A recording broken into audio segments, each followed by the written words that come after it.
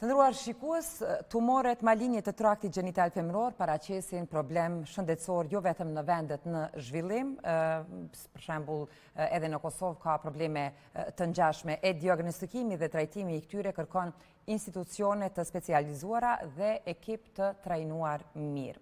Pra me mysafir të ftuar në studio, do të flasim për simpoziumin e parë për ginekologjinë onkologjike. Do të flasim me Oumar Camara, drejtori klinikës ginekologjike Bad Langensalza në Gjermani, gjithashtu dhe me doktor Naim Shabani, drejtori klinikës ginekologjike Gjermane në Prishtinë. Mirëmëngjesi, mirë se erdhët.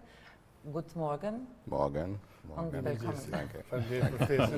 Mëngjes, mirë se erdhët. Doktor, në fakt ju jeni edhe organizator bashkë me shoqatën e ginekologëve të Kosovës apo i këtij simpoziumi me temën që e përmendi Flonza, që është një temë jashtëzakonisht interesante apo që diskutohen pak a shumë trajtime të tilla, tema të tilla në gjithë botën, po ju i keni sjellë edhe për, si më thon, ekspertët tonë të kësaj fushë që mirë. Sa është i rëndësishëm? Pse është i rëndësishëm ky simpozium? Po, ky simpozium është mjaft i rëndësishëm sepse të bën të gjithë ekspertët të cilët merren me diagnostifikimin dhe trajtimin e sëmundjeve maline të traktit gjenital femëror, duke përfshirë këtu edhe sëmundjet maline apo kancerin e gjirit. Këtu mund të numërojmë ginekologët, pastaj onkologët, radiologët, patologët, do thotë një sër profesionistë shëndetësor të cilët në bashkëpunim merren me trajtimin e këtyre sëmundjeve dhe qëllimi i simpoziumit është që përvojat ndërkombëtare të sjellim në Kosovë dhe të shkëmbejmë me përvojat vendore. Për këtë arsye ne kemi arritur që të sjellim dy ekspertë të kësaj fushë, që është profesor Dr. Lampe, drejtor i klinikës në Düsseldorf dhe privat docent Dr. Camara, që është drejtor në klinikë tjetër në Gjermani. Pra, simpoziumi do të jetë i hapur? Simpoziumi do të jetë i hapur dhe sipas parashikimeve ai do të mbahet sot prej orës 10 në hotelin Emerald dhe sipas ka parashikime, shkoj e ku. Sipas parashikimeve do të vinë një numër i madh. Do të vinë një numër i madh pjesëmarrësh, do thotë që e kanë konfirmuar, siç e kam herët mjek të fushave të ndryshme dhe kemi kënaqësinë që të bashkëbisedojmë në lidhje me këtë temë. Për zotin Camara, për shembull, cili do të jetë referimi i tij? Cila do të jetë tema mbi të cilën ai do të flasë sot në këtë simpozium në Prishtinë? Unë besoj se me siguri Dr. Camara do t'ju tregojë vetë. Po ju na ndihmoni në përfshirje pak a shumë. Welche wird deine Thema heute sein? Heute. Ich spreche über Brustkrebs. Unë do të flas për temën për kancerin e gjirit. Ja. Und Gebärmutterhalskrebs. Dhe për kancerin e qafës së mitrës, që janë problematika mjaft theksuare. Shpeshta. Beim Brustkrebs haben wir weltweit mehr als 1 Million Neuerkrankungen pro Jahr. Në tërë botën dikun kemi më shumë se 1 milion raste të reja të përfshirë me kancerin e gjirit. Und der Zugang zur Behandlung ist in den unterschiedlichen Ländern auch unterschiedlich. Dhe forma e trajtimit fatkeqësisht në vendet të ndryshme ndryshon deri diku. Das Ziel ist aber immer den Patienten in den Mittelpunkt zu stellen. Qëllimi kryesor është që pacienti të jetë në fokusin qendror të trajtimit. Grundsätzlich, je eher man eine Erkrankung erkennt, umso besser die Behandlungsmöglichkeiten. Në parem sa më herët që të diagnostikohet një sëmundje malinje, trajtimi është më i suksesshëm. Und beim Brustkrebs ist es so, dass die Prognose heute eher besser ist, weil wir sehr viele Möglichkeiten haben der Behandlung. Dhe kur flasim për kancerin e gjirit, mundësitë e diagnostifikimit ose trajtimit janë të shumëllojshme dhe prognoza është në përmirësim e sipër. Mirë, sa janë të shpeshta këto sëmundje tek femrat edhe cilët janë faktorët në fakt që po shkaktojnë përmendje një numër të madh të femrave të cilat përfshihen pothuajse çdo vit. Okay, wie oft ist das Brustkrebs verbreitet und welche sind die Ursachen, also Etiologie von dieser Krankheit? Es gibt zwei wesentlichen Faktoren, die wichtig sind. Das ist einmal das Alter und zum Zweiten das Geschlecht. Janë dy faktorë të rëndësishëm, në një është mosha dhe në dy është gjinia pacientit. Die Menschen werden älter, deswegen hat man auch mehr Krebsfälle. Në përgjithësi kemi më shumë raste të kancerit, për shkak se përmirësimi i standardit jetësor ka ndikuar që të jetëgjatësia e popullatës në përgjithësi e njerëzve të jetë më e gjatë dhe natyrisht kjo reflektohet në rritjen e numrit të kancerit në përgjithësi. Zum Beispiel bekommen auch Männer Brustkrebs. Aber mein Risiko ist mehr als 100-fach kleiner als ihr Risiko. Dhe natyrisht nga kanceri i gjirit mund të përfshin edhe mashkujt, por rreziku tek ne mashkujt në krahasim me femrat është 100% më i vogël, 100 herë më i vogël. Do të thonë eine in 100. Genau. Një në 100. Femra është mashkull. Und neben diese zwei Hauptfaktoren gibt es zusätzliche anderen Faktoren, wie zum Beispiel der familiäre Hintergrund. Pas faktorëve që përmendëm më lart, do të thotë ka edhe faktorë të tjerë, siç është për shembull aspekti familjar apo genetik. Ja. Es gibt bestimmte Gene, wenn sie verändert sind, ist das Risiko höher, Brustkrebs zu bekommen. Und diese Gene kann man auch testen. Do thotë ekzistojnë disa gjene të cilat paraqiten mutacione genetike, falni. Dhe këto gjene mund të testohen paraprakisht në mënyrë që të prevenohet kjo sëmundje. Und wenn man Nëse testohet paraprakisht, si mund prevenohet pastaj? Cilat janë metodat? Okej, wenn man vorher Nëse ka predispozita trashëgimi. Defekte, wie kann dann Prävention aus? Man kann bei diesen Genen gibt es ein Risiko für Brustkrebs und für Eierstockkrebs. Ekziston rreziku për kancer të vezorës dhe kancer të gjirit, defekte genetike. Bei der Brust kann man eine sogenannte risikoreduzierende Operation machen. Po si preventiv për shembull të gjirit mund të kryen operacione preventive që e ulin rrezikun, por nuk e menjanojnë 100%. Për shembull heqja e gjirit mastektomi. Genau, skin sparing mastektomi. Skin sparing mastektomi. Diçka të tillë ka bërë Angelina Jolie, më duket apo? Aktoria e famshme e duket. Do të thotë për shembull heqja e gjirave në të dy anët si preventiv, po tash të quhet metoda skin spare, do të thotë ruhet lëkura e gjirit dhe mamila ose thiti i gjirit dhe pastaj mund të rekonstruohet gjiri. Und wenn diese Frauen dann ihre Kinder oder ihre Familienplanung abgeschlossen haben, dann kann man durch minimalinvasive Chirurgie, also Laparoskopie, die Eierstöcke entfernen und die Eileiter.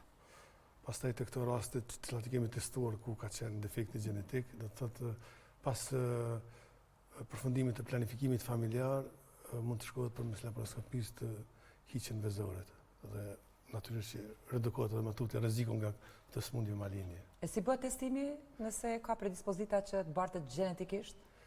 Testimi bëhet testohen gjenet, domethënë analiza genetike bëhen nga gjaku i pacientit.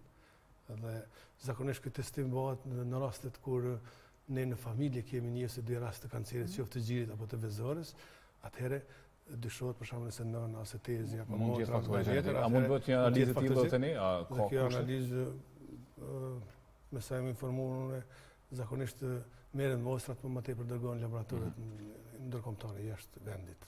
Nëse referohemi temës për cilën do të diskutoni edhe ju sot, doktorët dhe të tjerët që janë të ftuar pra për këto problemet ginekologjike, onkologjike, pra që të ketë një sukses, më thënë, edhe të ketë një vëdësim të madh të popullatës, edhe një sukses në trajtimin në përgjithësi, çfarë duhet thjesht të kenë parasysh profesionistët shëndetësor? A na duhen profesionistë më të zot, a na duhen kushte më të mira nëpër klinika, apo thjesht duhet një vëdësim të ajo që po ndërlidhemi më i madh i grave që të bëjnë kontrolla të rregullta në mënyrë që të parandalojnë në faza më të hershme, në mënyrë që pastaj edhe shërimi gjasa të jenë shumë të madh. Po, gjithsesi këtu ndikojnë shumë faktorë, ju përmendën disa nga ta. Do thotë në të gjitha segmentet ka vend për punë të mëteme për përmirësim. Në rand të parë vëdësimi i popullatës, që është detyrë e neve personelit shëndetësor, pastaj edhe kooperimi se kjo është punë ekipore e ekspertëve të fushave të ndryshme, por edhe trajnimi i vazhdueshëm i i mjekëve, do thotë, të cilët merren me trajtimin e këtyre sëmundjeve apo edhe mjekëve familjar. Pikërisht këtë qëllim e ka dhe simpoziumi që ne në vetë të trajnojmë ato të njëjemi me metodat më të reja, sepse dihet që diagnostifika sa më hershëm apo preventiva ndikon në shërimin e plotë të pacientëve, do thotë duhet të kemi kujdes sepse shpesh pacientët paragjykohen në rrethet sociale ku janë familjar apo në vendin e punës. Kur kuptohet se një femër vonë nga një sëmundje maligne, atëherë mendohet se është dënuar në thojza me vdekje, do thotë janë sëmundje të cilat shërohen nëse diagnostifikohen herë dhe nëse trajtohen me kohë. Dhe sa më mirë të jetë trajtimi, aq më mirë është prognoza.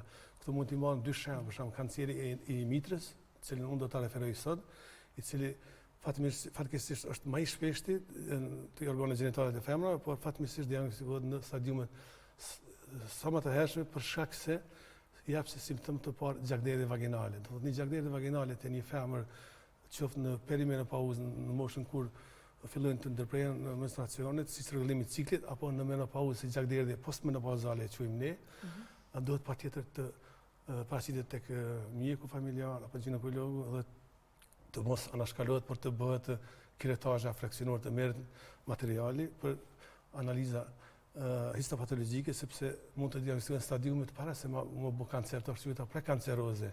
Shembull e kemi edhe kancerin e qafës së mitrës, që ndoshta pjalon Mysafiri doktor Camara tash të flet shkurt për atë, ose për shembull kanceri i vezores, i cili fatkeqësisht i jap simptome shumë vonë dhe diagnostikohet në stadiumet e hershme.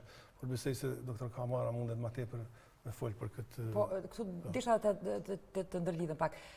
Tek kanceri i qafës së mitrës, diku kam lexuar që është njëri ndër kanceret që zhvillohet më ngadalë në krahasim me tumorët, për shembull me kancerin e gjirit apo të vezorës, edhe se në botë konsiderohet që është një lloj si marre, për shembull, në ardh deri tek pasojat, deri tek vdekja si pasojë e kancerit të qafës së mitrës, pasi që ka kohë për t'u trajtuar sepse zhvillohet shumë ngadalë.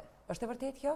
Kjo është e vërtetë, unë me dëshirë do të isha përgjigj gjitha këto me seancë, unë jam ekspert në këtë lami, por megjithatë unë ja dërgoj matutje doktor Oumar për mundësi që këtë me seancë sot ligjërata e tij e dytë do të jetë kanceri i qafës së mitrës. Jag hörde igen antworten med genau Experten dafür, aber es ist besser, dass du das sprichst ein bisschen über diese Prävention bei Cervixkarzinom und auch wenn ich schlechte Prognose von Bleihautkarzinom. Beim Cervixkarzinom, also Gebärmutterhalskrebs, das ist eine Erkrankung, die vermeidbar ist. Është një sëmundje kanceri i qafës së mitrës që është mund të prevenohet, të parandalohet. Weil wir haben heute die Impfung. Sepse sot kemi ne vaksinimin kundër kancerit të qafës së mitrës. Merret edhe në Kosovë? Që aplikohet në Gjermani dhe vende perëndimore në Kosovo noch nicht. Ach so, in Kosovo? Ja gut, aber weltweit kann man ja impfen und die Weltgesundheitsorganisation hat diese Erkrankung zu den wichtigsten Erkrankungen erkoren, die man bekämpfen will in den nächsten 10-20 Jahren. Organizata botërore e shëndetësisë ja ka vënë si qëllim që në 10-20 vitet e ardhshme faktikisht gati ta eradikojë këtë sëmundje me anë të vaksinimit. Zakonisht vaksinë është trajt apo pse nuk është në vaksinimi zakonisht tash unë s'po përkthej po flasun. Vaksinimi zakonisht bëhet tek femrat që quajmë naive, që ende nuk ka pasur marrëdhënie seksuale, do të vajzat e reja. Është vaksin was kostet die ja, um die 400. Das bezahlt aber die në vendet perëndimore dhe në Gjermani e paguan in Deutschland. Sigurimi shëndetësor. Ky është problemi jonë në Kosovë. Derisa ne nuk fillim të aplikojmë sigurime shëndetësore, kemi vështirësi edhe të trajtojmë këtë sëmundje, të parandalojmë, është problem një. Merret vetëm tek femrat të cilat ende nuk kanë filluar jetën seksuale apo merret edhe më vonë? Po, mund të merret edhe më vonë, mirë, po zakonisht später kann man auch vaccinieren. Man kann sich immer vaccinieren. Ich habe mich zum Beispiel selber geimpft oder impfen lassen bei einer Kollegin, weil es ist ja nicht nur Gebärmutterhalskrebs, sondern auch andere Krebsarten, Kopf-Halstumoren. Wenn man die Impfung macht, sind die auch weg. Diese Ergebnisse gibt es aus Australien, weil in Australien, ja, in Australien haben die von Anfang an die Mädchen und die Jungs auch geimpft. Preferohet do thotë edhe djemt të vaksinohen, për shkak se edhe te mashkulli mund të paraqiten problemet në organet gjinitale. Ma tepër në formë tumor është benigni kondiloma dhe në Australi për shembull e aplikojnë në mënyrë Po është vaksin që merret tash zvoni në këto vitet e fundit apo jo? Po, Nuk ka qenë shumë herët. Pas 10 vitet e fundit, po. Po ju po thoni që në 10 vitet e tashme kjo do të jetë e përhapur shumë në masë apo si rekomandimet e organizatës botërore. Po, se për shkak se të kanceri qafës e mitit, domethënë kemi preventimin primare dhe sekondare. Primare vaksinimi, preventiva sekondare është pap testi. Ne dëgjoj sigurisht pap testi, që është preferohet çdo femër një herë në vit gjinekologet të bëjë pap testin edhe të bëjë edhe testimin në këtë të quajtur human papilloma virus që janë faktorët kryesorë që shkaktojnë kancerin e qafës së mitit. Duhet sigurisht se çdo femër gjatë jetës seksuale vjen në kontakt me këtë virus. Disa infektohen, disa vetëm virusi është prezent dhe nuk shkakton ndryshime. Me qenë dy ekspertë shumë të njohur të kësaj fushë edhe mirë një kohë gjatë me problematikat e tilla. Po më interesojnë shumë edhe statistikat për shembull. Sa kanë qenë të zëm statistikat, nuk e di, në një periudhë të zëm 5 ose 10 vjeçare më herët edhe sot. Edhe nëse ka një rritje, kujt i atribuohet kjo rritje? Cilat janë faktorët që po ndikojnë në rritjen e numrit të kancerëve të këtyre për të cilët po flasim? Përgjithësi. Welche sind die Faktoren, diese Inzidenz von Beim Cervix? Allgemein gynäkologischen erhöht sich? Du hast schon gesagt, diese Alter. Gut, die allgemeine die Inzidenz ist ja unterschiedlich, je nach Krebsart. Kjo shpeshtësia ose incidenca është ndryshme varësisht prej llojit të kancerit. Beim Cervixkarzinom spielt eine Rolle wechselnde Sexualpartner. Po, të kanceri e qafës së mitit në rëndësi të madhe ka ndrimi shpesht i partnerëve ose promiskuiteti seksual. Rauchen spielt eine Rolle. Apo është edhe konsumimi i dohanit. Weil es geht darum, dass der Immunstatus der Person sehr wichtig ist. Është më rëndësi immuniteti i organizmit. So, wir haben pro Jahr 300 Millionen Infektionen mit HPV. Weltweit. 300 Millionen. Deri në 300 milion infeksione të reja kemi çdo vit në botë me këtë. So, aber das Gute ist, 90% dieser Infektionen gehen durch das Immunsystem zurück. Ja, është mirë që në 90% rase ky themi është kushtimisht infeksion mbetet lokal, domethënë për shkak të imunitetit të mirë të organizmit dhe nuk zhvillohet matutje. Ja, der Organismus ist nicht in der Lage, diese Viren zu eliminieren. Ja, genau. Unë mendoj se është shumë rëndësishme ndoshta 2-3 fjali të themi edhe për kancerin e vezores. Aber bei 10% persistiert der Virus. Ja, habe ich gesagt. Ja, so dass daraus sich persiston virusi të qafës. Kthehemi prapë te kanceri i qafës, kanceri i qafës së mitit, do thotë persiston virusi HPV edhe ma bën përmes stadiumeve prekanceroze zhvillohet kanceri i qafës së mitës.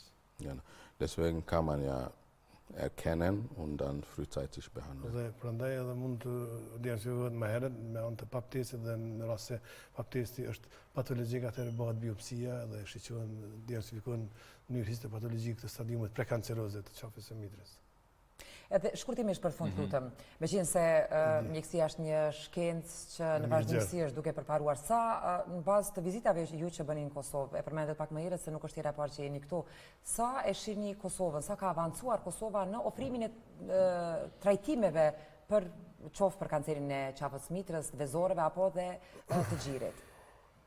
Apo është një protokoll i cili ndiqet është i njëjtë në të gjitha vendet? Kryesisht është protokoll ndërkombëtar që është i hapur, do të thotë detyra jone vetëm të përmbajmë këtij protokolli, pra që ky është qëllimi i simpoziumit që po organizojmë ne sot, do të thotë për të treguar të arritat më të reja të fundit, këtij viti të fundit në arenën ndërkombëtare dhe për të diskutuar së bashku sa mund t'i aplikojmë, sa na lejojnë kushtet financiare, sistemi shëndetësor e tjera, se ka më herët problemi i mos investimit sigurimit shëndetësor dhe në të vitet e fundit, unë 6-7 vitet e fundit që jam më shpesh në Kosovë këtu, natyrisht që bëri një ngritje të edukimit shëndetësor, të trajtimit të pacientëve në përgjithësi, të smundjeve të ndryshme, por edhe të smundjeve maline, po flas më tepër për lamin e ginekologjisë.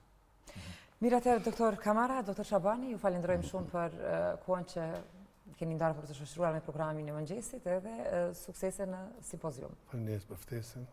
Edhe po urojmë që t'ju shkoj mirë pra sot simpoziumi edhe të ketë një numër të koncentrueshëm të mjekëve të profesionistëve që të vinë të dëgjojnë këto rekomandime që ju i jepni. Faleminderit shumë edhe ju për hapësinë që na jepni neve punëtorëve shëndetësor për të ngritur edukimin shëndetësor të popullatës. Janë sigurisht informacione me shumë rëndësi për gjithë ata shikuesan. Ne tutje vazhdojmë me materiale të tjera apo jo? Një grup i fëmijëve të kopshtit botanika i cili funksionon me bazë në komunitet për 4 vite me radhë, po përfundon parashkollorin për të filluar një rrugtim të gjatë përgatitje për klasën e parë. Ja sigurisht e dim që tashmë qerët janë duke bërë gati programet e tyre sepse po përfundon një kapitull i ri, po përfundon një kapitull në fakt i vjetër dhe po nis një kapitull i ri për 6-7 vjeçarët, ata do të nisin shkollën në muajin shtator dhe tashmë i kanë ato programet lam të mirëse pra në kopsht. Dhe kopshti konkret cili ishte botanika ka përgatitur një program shumë interesant që u prezantojmë edhe ne në këtë material. Ne ndjekim bashkë.